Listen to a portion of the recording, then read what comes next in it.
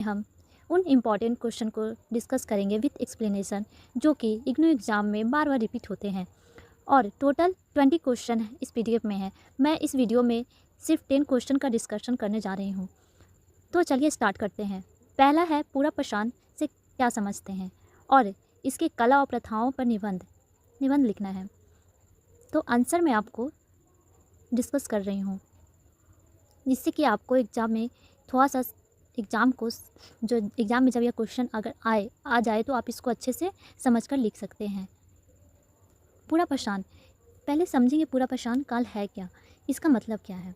पूरा पाषाण यानी कि पुराना पाषाण युग मानव इतिहास का एक प्रागैतिहासिक काल है, जो लगभग 3.3 मिलियन वर्ष पूर्व से लेकर 12,000 वर्ष पूर्व तक फैला हुआ है। इसमें औजारों का उपयोग करना सिखाया गया है और विकसित भी इसमें किया गया है। यह वह काल था जब मानव ने पत्थरों का उपयोग कर शिकार करना सीखा। और इस युग मतलब जो पूरा पाषाण काल था, इसको 3 भागों में बांटा गया है, प्रारंभिक और मध्य और उत्तर पूरा पाषाण।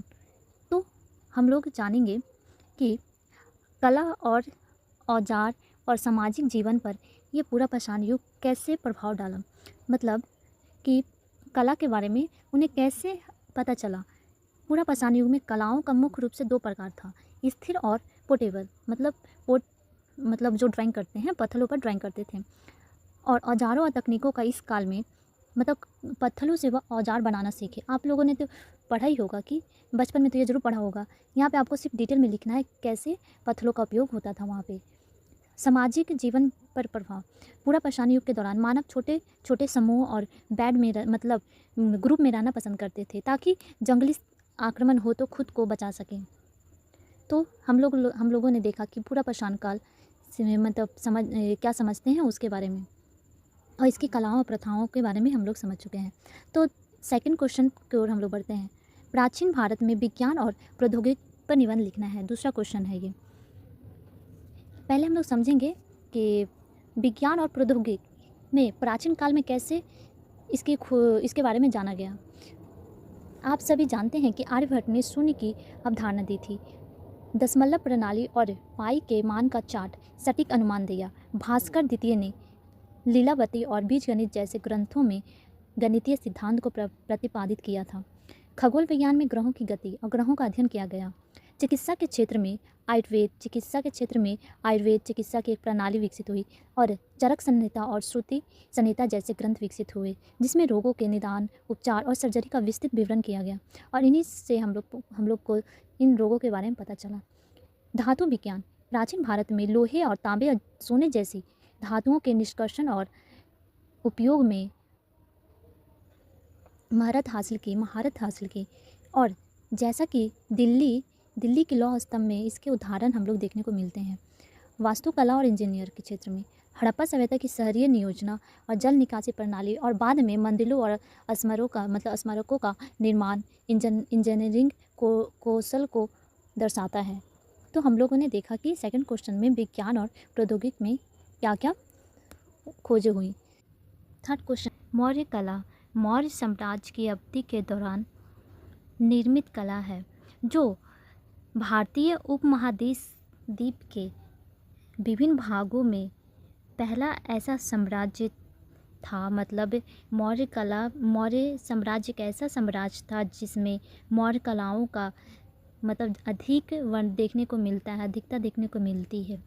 या लकड़ी के मतलब इस काल में लकड़ी के उपयोग से पत्थर तक भारतीय कला में एक महत्वपूर्ण परिवर्तन का प्रतिनिधित्व करता है, जब मौर्य राजाओं जैसे कि अशोक द्वारा एक संरक्षित शाही कला बन गई। वास्तुकला क्या है? वास्तुकला कहने से तात्पर्य है भवन निर्माण की कला।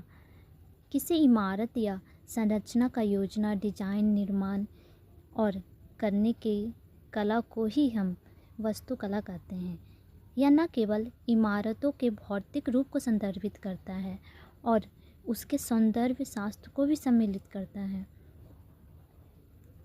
मौर्य कला और वास्तुकला की शुरुआत 322 से 185 ईसा पूर्व अशोक स्तंभ जैसे भवन, पत्थरों के स्तंभ और सांची स्तूप जैसे बाराबर गुफा पहाड़ियों पर चट्टानों को काटकर बनाई गई गुफाओं के लिए जानी जाती है। इसमें पत्थर, जटिल नक्शी और सांस्कृतिक प्रभावों का मिश्रण दिखाई दिया है। बौद्ध और मौर्य आदर्शों को बढ़ाते हैं। मौर्य कला और वास्तुकला चौथी और दूसरी शताब्दी के बीच फली फूली थी और मौर्य साम्राज्य की कला और वास्तुकला स्तंभ, स्तूप और विहारों के निर्माण की विशेषता थी। वहाँ के जो स्तंभ थे वह बालू का पत्थर से बने थे। थर्ड क्वेश्चन इज प्राचीन भारत में बौद्ध धर्म का विकास कैसे हुआ, इसके बारे में जानेंगे। प्राचीन भारत में जब बौद्ध धर्म का विकास हुआ तो गौतम बुद्ध द्वारा इस धर्म की स्थापना की गई थी। बौद्ध धर्म का विकास हम लोग कई चरणों में देखने को मिला था और इसके कई कारण थे। जाति विरोध, अहिंसा, शांति और राजकीय संरक्षण और आर्थिक कारक भी थे। आर्थिक कारक भी थे। बौद्ध धर्म का सरल और खर्चीला ना होना भी इसके प्रसार में सहायक बने, क्योंकि इसमें महंगे अनुष्ठानों की आवश्यकता नहीं थी। व्यापार के समर्थन इसलिए प्राप्त हुआ। व्यापार ने भी बौद्ध धर्म को अपनाया, मतलब जो व्यापारी थे उसने भी बौद्ध धर्म को अपनाया, क्योंकि यह शांति और सामाजिक समानता का संदेश देता था, जो व्यापार और वाणिज्य के लिए अनुकूल था। बौद्ध धर्म का विकास और विस्तार के परिणाम स्वरूप भारत, चीन, कोरिया और कई देशों में इस धर्म का प्रचार प्रसार होने लगा। संक्षिप्त में कहें तो बौद्ध धर्म का विकास और विस्तार प्राचीन भारत में एक महत्वपूर्ण सांस्कृतिक, धार्मिक और सामाजिक परिवर्तन था, जिसने न केवल भारत को बल्कि दुनिया के कई हिस्सों को प्रभावित किया। तो इसके साथ ही हम लोगों ने देखा कि कैसे प्राचीन भारत में बौद्ध धर्म का विकास और विस्तार हुआ। उम्मीद है आपको इन सभी आंसर को समझने में आपको हेल्प हुई हो। तो 5 क्वेश्चन की ओर बढ़ते हैं। 5वां क्वेश्चन है, पुरातत्व से आप क्या समझते हैं? प्राचीन भारत के इतिहास के निर्धारण में पुरातात्विक और साहित्यिक स्रोत के महत्व का मूल्यांकन कीजिए। पहले जानेंगे पुरातत्व है क्या। पुरातत्व वह विज्ञान है जहाँ पर समाज के मामलों का अध्ययन किया जाता है, जैसे कि इमारत हो गए, कब्र और भौतिक साक्ष्य के माध्यम से हम लोग प्राचीन भारत के बारे में जानते हैं। और पुरातात्विक स्रोत से हमें उनके बारे में, प्राचीन भारत के बारे में पता चलता है कि कैसे उस टाइम के लोग अपना जीवन यापन करते थे। इसके पुरातात्विक और साहित्यिक स्रोत में हमें खुदाइयों से प्राप्त सिक्के और बर्तन और औजारों से उस समय के रहन सहन के बारे में हम लोग जानते हैं और उस काल की जीवन शैली और व्यापार और सामाजिक संरचना ने हमें उस काल को समझने में मदद की। और इसके लिखित साक्ष्य तो अनुपलब्ध हैं, पर उनकी वस्तुओं को देखकर हम लोग यह अनुमान लगा सकते हैं कि उस टाइम के लोग किस प्रकार अपना जीवन यापन करते थे। उदाहरण के लिए हम लोग सिंधु घाटी सभ्यता की प्रमुख रूपों से पुरातात्विक खुदाई पर आधारित कुछ साक्ष्य से हम उन वस्तुओं के बारे में पता लगा पाए हैं। साहित्यिक स्रोत से हमें, जैसे कि साहित्यिक स्रोत कहने का मतलब है कि धार्मिक ग्रंथ, जैसे कि कौटिल्य का अर्थशास्त्र, कालिदास के नाटक, विदेशी यात्रियों का विवरण इत्यादि शामिल हैं। ये स्रोत राजनीतिक घटनाएं और सामाजिक रीति रिवाज और धार्मिक विशेषताओं को समझने में महत्वपूर्ण जानकारी प्रदान करती है। हालांकि साहित्यिक स्रोत की व्याख्या करते समय हम लोग उनकी रचना का समय और लेखक का उद्देश्य और संभावित पूर्वग्रहों को ध्यान में रखना महत्वपूर्ण है। तो हम लोगों ने देखा कि 5वां क्वेश्चन में हम लोग पुरातात्विक के बारे में हम लोग जाने हैं और उसके स्रोतों के बारे में हम लोगों ने डिस्कशन किया है। 6 क्वेश्चन की ओर हम लोग बढ़ेंगे। 6 क्वेश्चन के बारे में हम लोग पढ़ेंगे। प्रारंभिक हड़प्पा संस्कृति क्या है और प्रारंभिक से परिपक्व तक संक्रमण चरण की प्रमुख विशेषताओं पर चर्चा कीजिए। पहले जानेंगे हड़प्पा संस्कृति क्या है। हड़प्पा संस्कृति प्रारंभिक जो हड़प्पा संस्कृति थी वह सिंधु घाटी सभ्यता का प्रारंभिक चरण था उस टाइम, और यह 3300 ईसा पूर्व से 2600 ईसा पूर्व तक फैला हुआ था। कृषि इस टाइम मतलब जो हड़प्पा संस्कृति प्रारंभिक हड़प्पा संस्कृति थी, इसमें शहरों का विकास, मिट्टी के बर्तन के उपयोग इत्यादि इसमें शामिल थे। अब हम लोग जानेंगे कि इसके परिपक्व तक पहुंचने में क्या क्या विशेषताएं थी, मतलब परिपक्व हड़प्पा सभ्यता का विकास किस तरह से हुआ, कैसे लोगों ने इसे मतलब जाना। पहले तो हम लोग शहरी वृद्धि के बारे में जानेंगे, मतलब शहरी वृद्धि मतलब शहरों का विकास कैसे हुआ, कैसे नए नए शहरों का उसमें हड़प्पा सभ्यता में विकास देखने को मिला, इसके बारे में हम लोग जानेंगे। जब छोटे छोटे ग्राम मिलकर छोटे छोटे बस्तियों ने छोटे छोटे बस्तियों जब आपस में मिल गई तो वह धीरे धीरे बढ़ते गए और नई नई योजनाओं को शामिल करते हुए वह एक विकसित शहर बन गए। मानवीकरण भी इसमें देखने को मिला।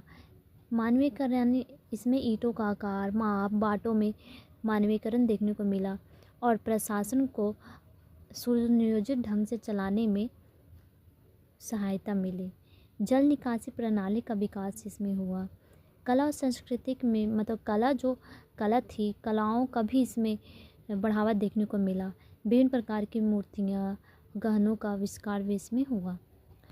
व्यापार का नेटवर्क का विकास भी इसमें स्थापित हो गया, मतलब मेसोपोटामिया जैसे दूर दराज क्षेत्रों में व्यापार संबंध स्थापित हुए इस काल में। तो हम लोगों ने देखा कि प्रारंभिक हड़प्पा संस्कृति कैसे इसका विस्तार हुआ, इसके बारे में हम लोग पढ़े हैं। 7वां क्वेश्चन है, उत्तर वैदिक काल की सामाजिक राजनीतिक और आर्थिक व्यवस्था में किस प्रकार के परिवर्तन हुए, इसे समझाना है। तो हम लोग जानेंगे कि उत्तर वैदिक काल कब शुरू हुआ था। उत्तर वैदिक काल त्रिवैदिक काल के बाद ही आता है। लगभग 1000 ईसा पूर्व से 500 ईसा पूर्व तक इसका काल माना जाता है। इस दौरान वैदिक सभ्यता का विस्तार गंगा के मैदान में हुआ था।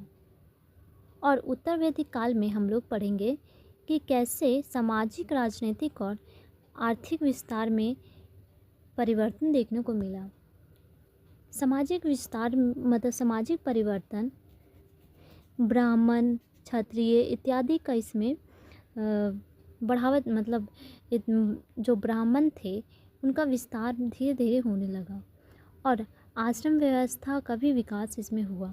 राजनीतिक स्तर पर विभिन्न महाजनपद का विकास हुआ।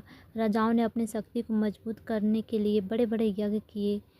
आर्थिक परिवर्तन में हम लोगों ने देखा कि लोहे के औजारों का उपयोग हुआ, जिसके कारण से कृषि उत्पादन में भी वृद्धि हुई और व्यापार और वाणिज्य का विस्तार इसमें होने लगा। मतलब औजारों का जब आविष्कार हुआ तो कृषि उत्पादन अच्छी होने लगी, धीरे धीरे व्यापार का विस्तार और नए शहरों में इसका उदय होने लगा। 8वां क्वेश्चन है, मेहरगढ़ पर निबंध। मेहरगढ़ जो कि पाकिस्तान में है, बलूचिस्तान प्रांत में स्थित एक महत्वपूर्ण नवपाषाणकालीन स्थल है। यह दक्षिण एशिया में कृषि और पशुपालन के शुरुआती परमाणु में से एक है। यहाँ गेहूँ, जौ, भेड़ बकरी के पालन के साक्ष्य मिले हैं और जो कि 7000 ईसा पूर्व के हैं। मेहरगढ़ जब उत्खनन किया गया तो वहाँ से हमें कई लोगों के जीवन शैली, कृषि पद्धति और सांस्कृतिक विकास को समझने में मदद मिली और सिंधु घाटी सभ्यता के पूर्ववर्ती काल का प्रतिनिधित्व भी करता है, जो कि जो हम लोगों ने जो उस टाइम कृषि पद्धति थी उनके बारे में हम लोगों को पता चला। 9th क्वेश्चन है, प्रारंभिक भारत में महिलाओं की स्थिति कैसी थी? प्रारंभिक भारत में महिलाओं की स्थिति वैदिक काल के अपेक्षा बेहतर थी, जहां उन्हें शिक्षा और धार्मिक अनुष्ठानों में भाग लिया जाता था। हालांकि उत्तर वैदिक काल और उसके बाद के काल में गिरावट देखने को मिली महिलाओं की स्थिति में। बाल विवाह, सती प्रथा जैसे कुप्रथाओं का भी समाज में प्रचलन धीरे धीरे बढ़ने लगा और कई महिलाओं ने भी इसमें आंदोलन किए महिला सशक्तिकरण के लिए। तो महिलाओं की स्थिति कुछ खास नहीं थी इस टाइम। तो लास्ट क्वेश्चन है, मौर्य प्रशासन पर निबंध। मौर्य प्रशासन की शुरुआत 300 से 22 ईसा पूर्व से हुई थी और इसका प्रशासन अत्यधिक केंद्रीकृत और कुशल था, जैसा कि कौटिल्य और ने अर्थशास्त्र में वर्णित किया है। राजा प्रशासन का मुखिया होता था और मंत्री जो थे वह राजा को हमेशा परामर्श देते रहते थे। उस टाइम नौकरशाही प्रणाली भी विकसित हुई इसमें, जिससे कि विभिन्न विभागों के अधिकारी